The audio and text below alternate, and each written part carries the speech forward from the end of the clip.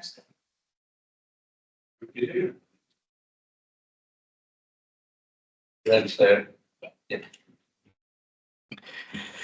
evening, everybody. Welcome to the meeting of the Audit and Standards Committee. I've received apologies from Rebecca Lewis, and she's been substituted by Joel. Everybody else is here, so thank you all. Does anybody need to make any declarations of interest? No? Okay, thank you. Item number 3 then is the minutes of the previous meeting. Is everybody happy that they are a true and accurate record of the meeting we had? Yeah. I like the paragraph that says that Councillor Holland's excited about having an extra meeting to vote. Yeah. Well, he did say so. Yeah. Item number 4 then is the proposed accounting policies, critical accounting judgments and sources of estimation uncertainty for the 2024-25 statement of accounts. And Craig is going to give us a rundown on that when you're ready, please. Thank you. It's a lovely report, this. Best practice recommends that the proposed accounting policies that we use when we're preparing the statement of accounts be approved by this committee.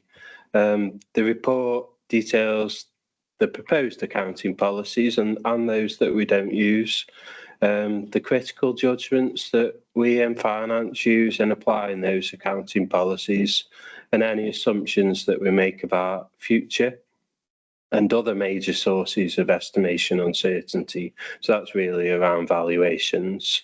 And they all form part of the 24-25 statement of accounts. All that's detailed in the report and the appendices. There's very, very little change from the previous year. And the only new accounting standard that we have is around leases. And as we don't particularly lease or rent any assets, the implications of that standard are very, very small for us. The recommendations are that the committee approve the proposed accounting policies that will form part of the statement of accounts, approve our assumptions made about future and other major sources of estimation uncertainty, and that they delegate to the section that you guys delegate to the section 151 officer the ability to make any further changes if any guidance comes out between the draft statement of accounts being approved and the audited statement of accounts being approved. And that's it. Thank you. Thanks, Craig. Do we have any questions on those? Well, Phil, you go first. Thanks, Craig. The statements that accounts says the report being written. No, there haven't. Okay. Yeah, just on recommendation 3, could we add at the end that any changes made to be communicated to the Audit and Standards Committee as quickly as possible? Okay, Chair. Yeah. That's fine. Yeah. You okay with that? Okay. Do we have any other questions? No. In that case, then, are we happy to approve the policies and assumptions as detailed in the recommendations? Yeah. Yeah. Okay. Thank you. Right. Okay. Moving on then. The next item then is the annual governance statement for 2024-25, and Sarah's just going to give us a brief rundown on that whenever you are ready, please. Thank you, Chair. So this is the annual governance statement for 24-25. It's recommended that the annual governance statement is approved here at this Audit and Standards Committee, and it's obviously also included in the financial statements. Members and senior officers are responsible for putting in place proper arrangements for the governance of the council's affairs and the stewardship of the resources at its disposal. Part of forming the annual governance statements is that we, myself and the finance team, issue managers' assurance statements out to chief executive, to the senior leadership team and to business managers. We ask them for their thoughts and, well, for their information of what's happened throughout the year within their service areas. And there's a numerous amount of questions on the questionnaire that we send them. They complete that questionnaire for us. So this might be looking at any contingent liabilities in the area, in their service areas. This might be looking at any changes within their service areas. They feed all that information back on these actual reports, and then we collate all the information from these reports that kind of form our annual governance statements. And then the annual governance statement then goes into the statements of accounts and is signed off by the leader and the chief executive once they've been completed. We are required to complete an annual governance statement under the Accounts and the Audit Regulations of 2015, and the Council is required to publish the annual governance statement within the Statements of Financial Accounts, as I've just mentioned. The key controls that have been used to look at this are included within the Appendix A of the report. And the annual governance statement includes the scope of responsibility, the governance statement, the governance framework, the principles of good governance, and the annual review of the effectiveness of the governance framework. Lots of governance words in there. And then we look forward ahead of, what kind of issues there might be coming, in the future for us. We try to sort of have a look at what's happened, what's going on now, what's going to happen in the future, and we collate all that information to form into our annual governance statement. And then this covers all areas of insurance, internal controls, conduct of members and officers. This is everything for us, really.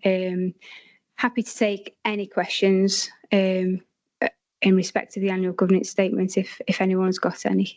Thank you. Thank you, Sarah. Do we have any questions, Mike? Just one. You get the note off, Sarah. Steve, one for you, actually. Keep smiling.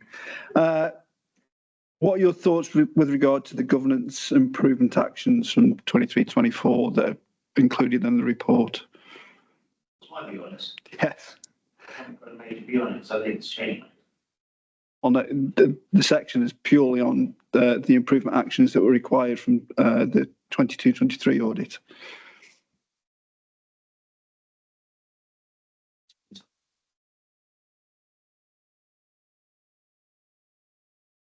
No, but I mean, like I say, there's 5 actions. I was just wondering if you want to go through the actions. What page? Page 9 from memory.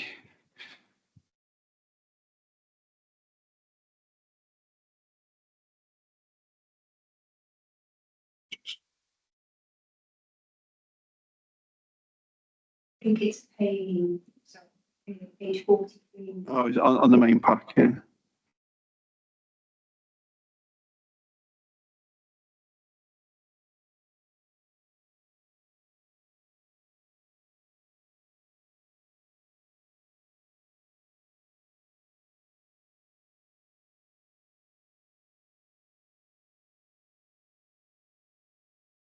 No, I haven't read one. You've obviously got an angle, I know them, please. My angle's that I'm scrutinising the report, Stephen. It's not just, if you've got nothing to add, that's fine. No. Okay. Thank you, Chair. Jim? It's just 9.1. Is that a typo or am I not, should it say, will not be safeguarded from waste or properly accounted for? Says properly. Does it say? Should it be property or is it properly? It says properly, yeah. Makes it different.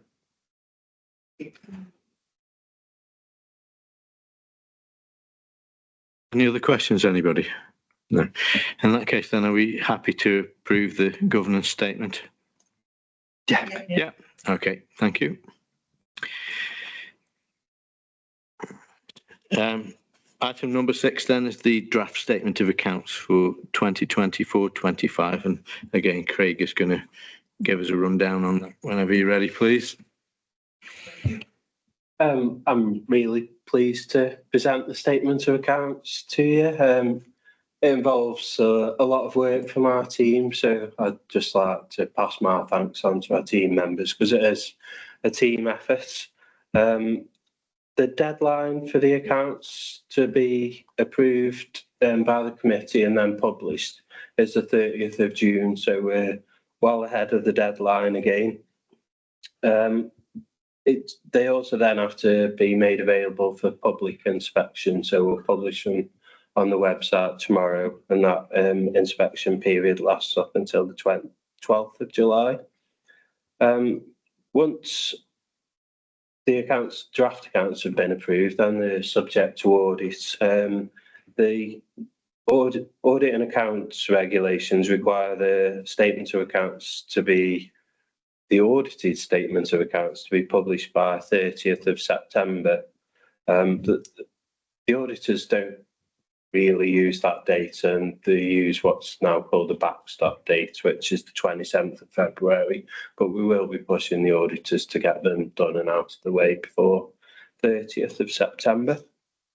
The report also includes details on the financial outturn for 24-25.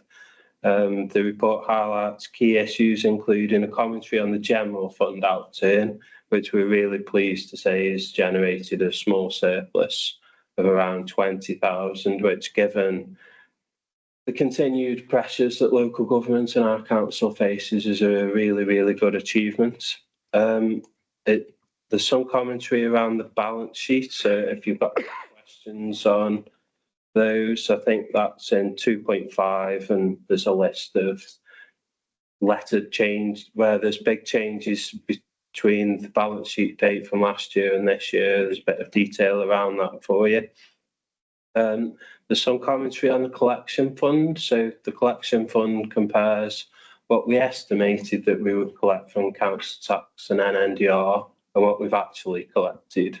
And continuing the positive news, that's generated a nice surplus that our share of is about £725,000 that gets paid into the business rates reserve to protect us against any fluctuations in business rates or central government funding in future years. There's also some information in there about the capital programme. We're requesting a carry forward on the capital programme. It mainly revolves around the town deals funding and that being carried forward.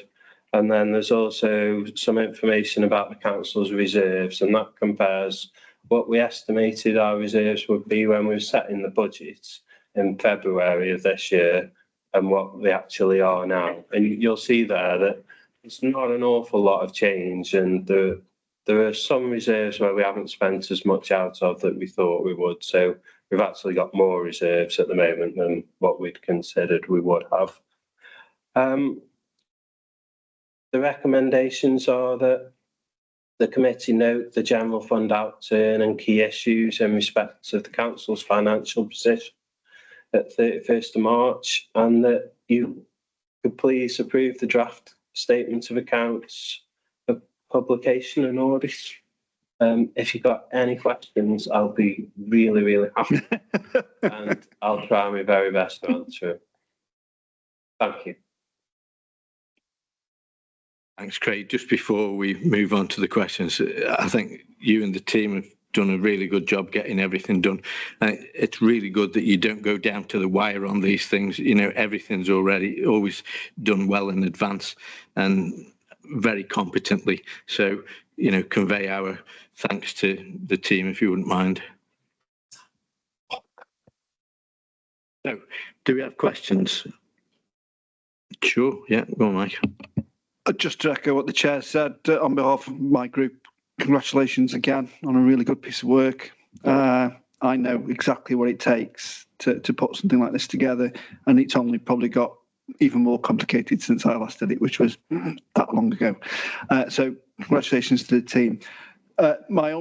We've been through the finances enough to not go through it with a tooth comb again. My only thought really on page, it's more to the narrative than the actual figures. So it's on page 62 of our pack tonight, page 8 of the actual report. To save people tutting and rolling of eyes, all I'd ask is that there's a section on the Town Deals Fund for Kidsgrove, and it looks terribly dated. And can I suggest that before this is published, that's rewritten? Because 2 or 3 of the things that it talks about in its bullet points aren't actually happening or have been changed. So, for example, there isn't going to be a £6.5 million shared service hub in the middle of the town centre. So things like that, it's just a narrative, I think. And after the town deal meeting in the last couple of weeks, I think there's a lot more meat on the bone that could be probably put into this rather than using the old, what we hoped to do 2-3 years ago and what we're actually going to do now. Thank you, Chair. Thanks, Mark. Yeah, it is a valid point. Maybe if we have a word with Simon Mack or somebody, and they'll sort of give you an update on that, because it has changed. I mean, the main sort of aspects of it are still going in a similar direction, but I think given that we're some months further on and we've got a better idea now of where it's likely to go, I think probably prior to publication, it would be worthwhile getting that statement updated. Okay. Do we have any other questions? Joan? Just a comment, really. It's section 2 where it says issues, the general fund outturn and the balance sheet. I think there are many and the collection fund, those figures and the way that they fit against each other when you do comparisons. I think there are many councils throughout the country would be jealous of that sort of set of figures. And I think not just the officers who should be applauded for producing this work, but I think the council as a whole should be applauded for managing the funds so successfully.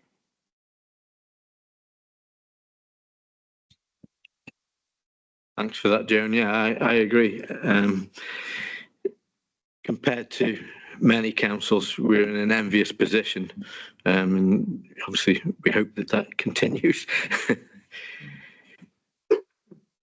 If there are no more questions, then are we happy to, first of all, note the general fund outturn and then approve the draft statement of accounts for publication and audit? Yep. Okay, that's great. Thank you very much. Item number 7 then is the work programme. Does anybody have anything that they wish to discuss or add in relation to that?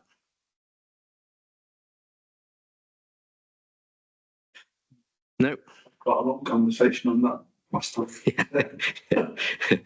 Right. In that case then, we've not been notified of any urgent business. So thank you all for your attendance and we will close the meeting. Thank you and good night.